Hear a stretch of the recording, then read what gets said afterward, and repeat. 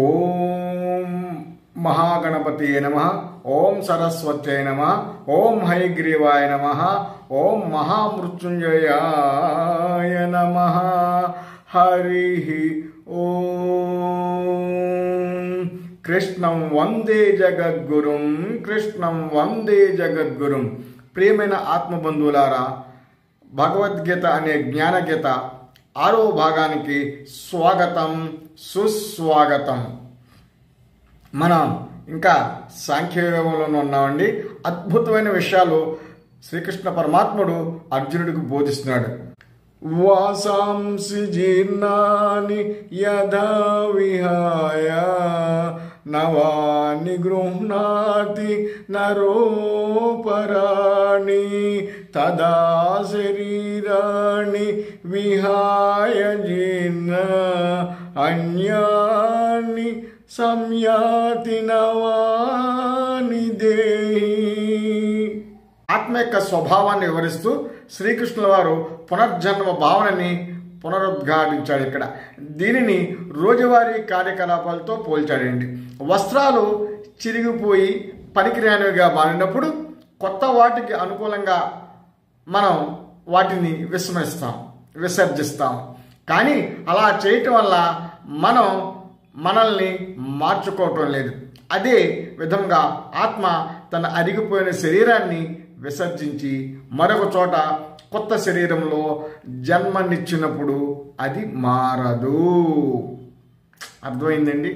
ఇప్పుడు మనం రకరకాల బట్టలు వేసుకుంటాం, మంచి మంచి బ్రాండ్ బట్టలు కొనుక్కుంటాం, అన్నీ వేసుకుంటాం, తీస్తుంటాం, మళ్ళీ వేసుకుంటాం, మళ్ళీ కొంటాం, మళ్ళీ వేసుకుంటాం. మీ దేహం ఏమన్నా మారిందండి? బట్టలు మారుతున్నాయి కానీ దేహం మారలేదు. అలాగే స్వరూపాలు మారుతున్నాయి, ఆత్మస్వరూపుడు ఒక్కడే. అర్థం చేసుకోండి. మీకు ఇక్కడ ఒక కథ చెప్తా. ఇద్దరు మంచి స్నేహితులు ఉన్నారు. రోజు ఉదయమే కలుసుకుంటారు, పార్క్కి వెళ్తారు, వాకింగ్ వెళ్తూ ఉంటారు. నెక్స్ట్ రోజు పొద్దున్న యథావిధిగా ఆయన వెళ్ళాడండి. వెళ్ళేటప్పుడు చాలా జనం గుమ్ముకుంటున్నారు. వెళ్ళేటప్పటికి ఇంకెక్కడ ఆయనండి, ఆయన ఆల్రెడీ వెళ్ళిపోయాడు. రాత్రి అక్కడ పడుకున్నది ఎవరు, వెళ్ళిపోయింది ఎవరు? అర్థమైందా? వెళ్ళిపోయిన ఆయన పేరేంటి, ఇక్కడున్న ఆ బాడీ పేరేమిటి, ఎవరు వెళ్ళిపోయారు? ఆయన ఫ్రెండ్ నేమ్ గల ఆయన వెళ్ళిపోయాడా, లేకపోతే మరి ఎవరు వెళ్ళిపోయారు? కాస్త లాజిక్గా ఆలోచించండి. సూక్ష్మంలో మోక్షం మీకు కొంచెం అర్థమవుతుంది. నైనం చిందంతి శస్త్రాణి నైనం దహతి పావకః నచైనం క్లేదయం త్యాపో నశోచయతి మారుతః నశోచయతి మారుతః. శ్రీకృష్ణ పరమాత్ముడు ఇంకా ఇలా చెప్తున్నాడండి, అర్జున, ఈ ఆత్మని అగ్ని కాల్చలేదు, నీరు తడుపలేదు, గాలి ఎండిపోయినట్లు చేయలేదు, గాలి వల్ల ఎగిరిపోదు. ఇక్కడ శ్రీకృష్ణుడు వారి యొక్క ఉద్దేశం ఏమిటంటే, ఈ ఆత్మ దేహంతో మమైక్యమై ఉంటుంది, కానీ దేహానికి తగిలిన దెబ్బలు, బాధలు ఇవేమీ కూడా ఈ ఆత్మను అంటవు అని చెప్పడమే ఈ శ్లోకంలో శ్రీకృష్ణ పరమాత్మ యొక్క ముఖ్య ఉద్దేశం. తరువాత శ్లోకంలో కృష్ణ పరమాత్మ వారు ఇలా చెప్తున్నారు, జాతస్య హి ధ్రువో మృత్యు ధ్రువం జన్మ మృతస్య చ తస్మాద పరిహార్యేర్ధే నత్వం శోచితుమర్హసి నత్వం శోచితుమర్హసి.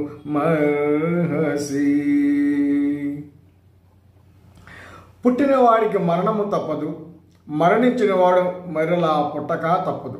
అనివార్యమైన ఈ విషయాల గురించి శోకింపవలదు. అర్జున, ప్రతి ప్రాణి పుట్టిన తర్వాత చనిపోవలసే ఉంటుంది. ఈ శ్లోకంలో దీన్ని ప్రత్యేకంగా శ్రీకృష్ణ పరమాత్మ ఎందుకు చెప్పంటే, సామాన్య జనాన్ని దృష్టిలో పెట్టుకుని ఈ శ్లోకం చెప్పారండి. ఎందుకంటే ఆత్మ, జీవాత్మ, పరమాత్మ ఒకే శరీరము అనేక, ఇవన్నీ కాస్త కన్ఫ్యూజింగ్గా ఉండొచ్చు. అర్థం చేసుకోవడానికి. అంచేత కృష్ణ పరమాత్మ చెప్పారు, సింపుల్గా చెప్పాలంటే పుట్టిన ప్రతి ప్రాణి గిట్టక తప్పదు.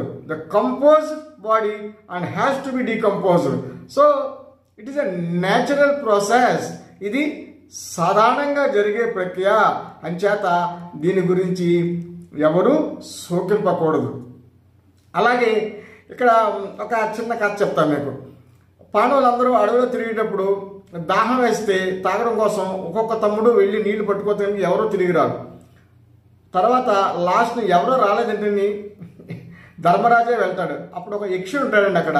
ఆయన నేను కొన్ని ప్రశ్నలు అడుగుతాను, దానికి నువ్వు సమాధానం చెప్పాలి, సమాధానం కరెక్ట్గా చెప్తే నీ తమ్ముళ్ళందరూ బతుకుతారండి.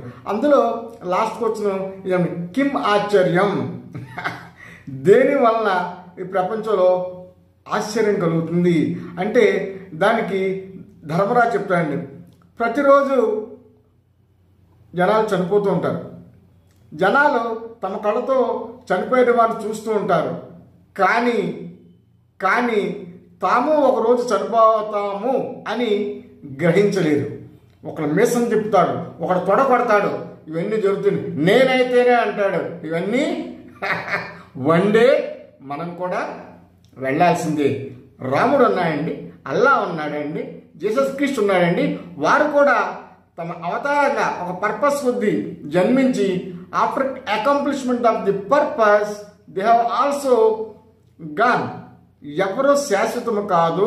మీరు చెప్పాను ఒక శ్లోకంలో, సంభవామి యుగే, ధర్మాన్ని కాపాడటానికి ప్రతి యుగంలోనూ అవసరమైనప్పుడు నేను పుడతానని చెప్తుంది. అలాగా వారు కూడా మానవ మాతృలుగానే పుట్టి మానవ శరీరాన్ని త్యజించి పరమాత్మలో ఐక్యమయ్యారు. దీన్ని బట్టి మీకు ఏమర్థమైందండి? Death is certain, it is only uncertain when it is. అర్థమైందా? పుట్టిన ప్రతివాడు చనిపోక తప్పదు, అండ్ చనిపోయిన ప్రతివారు మళ్ళీ పుట్టక తప్పదు.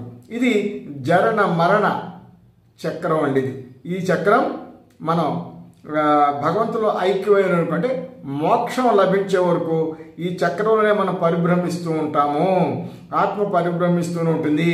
ఎప్పుడైతే ఇంత స్వచ్ఛమైన బంగారంలోకి ఎప్పుడైతే అయిందో అప్పుడు పరమాత్మలో లీనమవుతాము. ఇది నేను మీకు అర్థమయ్యేటట్టే చెప్పానని అనుకుంటున్నాను. దీన్ని మరింత వివరంగా ఒక చిన్న కథలా చెప్తాను. గర్భిణీ స్త్రీ హాస్పిటల్కి వెళ్ళిందండి. ప్రసూతి రూమ్లోకి తీసుకెళ్లారు. ఎవరున్నారు? గర్భిణీ స్త్రీ, డాక్టర్ గారు, నర్సు. కొంతసేపటి తర్వాత ఒక అమ్మాయి అబ్బాయి పుట్టింది. ముగ్గురు లోపలికి వెళ్ళారు, నలుగురు బయటకు వచ్చారు. 1+ యాడ్ అయిందండి ఇక్కడ. అలాగే మనిషి చనిపోయిన తర్వాత నలుగురు దహన సంస్కారాలు చేయటానికి శ్మశానానికి కాడి మూసి తీసుకెళ్తారండి. నలుగురు ప్లస్ కాడి మీద ఉన్న ఆయన 5గురు. కానీ కార్యక్రమం అంతా అయిన తర్వాత నలుగురే బయటకు వస్తారు. ఒక ఆయన మాయమైపోయాడు. ప్రసూతి వార్డులో పుట్టాడు, శ్మశానంలో మాయమైపోయాడు. ఈ మధ్యకాలంలో ఎన్నో వేషాలు. ఉద్యోగం చేయొచ్చు, పెద్ద ఆఫీసర్ అవ్వచ్చు, పెద్ద రాజకీయ నాయకుడు అవ్వచ్చు, పెద్ద బిజినెస్ టైకూన్ అవ్వచ్చు, ఎక్సెట్రా ఎక్సెట్రా ఎక్స్ట్రా ఎక్స్ట్రా. ముందు లేడు, మధ్యలో ఉన్నాడు, తర్వాత మళ్ళీ కనిపించకుండా పోయాడు. మనకి కళ్ళు వస్తూ ఉంటాయండి. కళ్ళలో కూడా ఎన్నో చూస్తూ ఉంటాం. కళ చెదిరిపోయిన వెంటనే లెగ్గానే ఆ కళ్ళలో జరిగినవన్నీ మర్చిపోతుంటాం. భ్రాంతి. అలాగే ఈ జీవితం కూడా ముందు లేడు, మధ్యలో వచ్చాడు, తర్వాత మళ్ళీ మాయమైపోయాడు. ఇది ఒక రహస్యం. అర్జున, నేను చెప్పిన విషయాలన్నీ నీకు అర్థం అవ్వలేదు అన్నట్టుగా ఉంటుంది. నీకు అర్థం అవ్వకపోయినా నేనేమి ఆశ్చర్యపోను అని శ్రీకృష్ణుడు అర్జునుడితో చెప్తాడు. కృష్ణ పరమాత్ముడు ఇంకా ఎలా చెప్తున్నాడండి? దేహి నిత్యమవద్యోయం దేహే సర్వస్య భారత తస్మాత్ సర్వాణి భూతాని నత్వం సూచితుమర్హసి. అర్జున, మరొక్కసారి చెప్తున్నాను విను. నేను చెప్పిన మాటలు చెవిలో పెట్టుకోవయ్యా. ప్రతి దేహంలో ఆత్మ ఉంటుంది. ఆత్మని వధించడం సాధ్యం కాదు. కాబట్టి నీవు విచారించిన పని లేదు. నీ భీష్ముడు, కృపాచార్యులు, ద్రోణుడు, నీ సోదరులు, అంతగా చెప్పుకోవాలంటే ఈ 18 అక్షోణీల సైన్యము అందరూ కూడా శారీరకంగా మరణిస్తారు తప్ప వారి ఆత్మలో మరణించవు. తిరిగి వారు జన్మిస్తారు. అందుచేత నీవు ఏ విషయం గురించి సందేహింపవలసిన పని లేదు. ఇక్కడ ఇంకో విషయం మనం చెప్పుకోవాలండి. కృష్ణుడు ఇంకా ఎలా చెప్తాడండి, ప్రతి వ్యక్తికి 2 శరీరాలు ఉంటాయండి. ఒకటి భౌతికమైనది, 2 కీర్తికాయం. భౌతిక శరీరం ఏదో రోజుని మరణిస్తుంది, అది మాయమైపోతుంది. కానీ కీర్తికాయం మాత్రం ఎప్పటికీ చావదు. సూర్య చంద్రుడు ఉన్నంతకాలం ఆ చంద్రార్కం, ఆ కీర్తి ఆ విధంగానే ఉంటుంది. నీలాంటి పరాక్రమవంతుడు యోధుడు ఈ విధంగా చేయటం తగునా? నీలాంటి యోధుడు చనిపోయిన తర్వాత అంత చెడ్డ పేరు తెచ్చుకోకూడదు. 32, 33, 34 శ్లోకాల్లో శ్రీకృష్ణ భగవానుడు అర్జునుడికి చెప్తూ ఉంటాడండి, యుద్ధం అంటే స్వర్గానికి చేర్చిన ద్వారము. నీవు యుద్ధం మానేస్తే భీష్ముడు, ద్రోణుడు, కృపాచార్యులు, నీ బంధువులు, ఈ సైనికులు స్వర్గ సుఖాలు పొందే అవకాశం జార విడుచుకుంటారు. వారి కోసమైనా నువ్వు యుద్ధంలో పాల్గొవాలి, తప్పదు. శాస్త్రంలో 2 రకాల దోషాలు ఉన్నాయని చెప్తారండి. ఒకటి, చేయాల్సిన పని చేయకపోవటం, చేయకూడని పని చేయటం. 2 దోషాలే. ఇప్పుడు నువ్వు క్షత్రుడిగా యుద్ధం చేయాలి, యుద్ధం చేయకపోతే దోషము, నీకు పాపం అంటుకుంటుంది.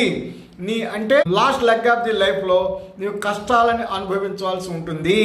శ్రీకృష్ణ పరమాత్ముడు ఇంకా ఎలా అంటున్నాడండి, హతో వా ప్యాప్యసి స్వర్గం జిత్వా వా భోగ్యసే మహీం తస్మాత్ దుష్టిస్త కౌంతేయ యుద్ధాయ కృత నిశ్చయః. అర్జున, నువ్వు యుద్ధంలో గెలిస్తే రాజ్య సుఖాలు అనుభవిస్తావు, యుద్ధంలో మరణిస్తే స్వర్గ సుఖాలు అనుభవిస్తారు. 2 లాభదాయకమే కదా.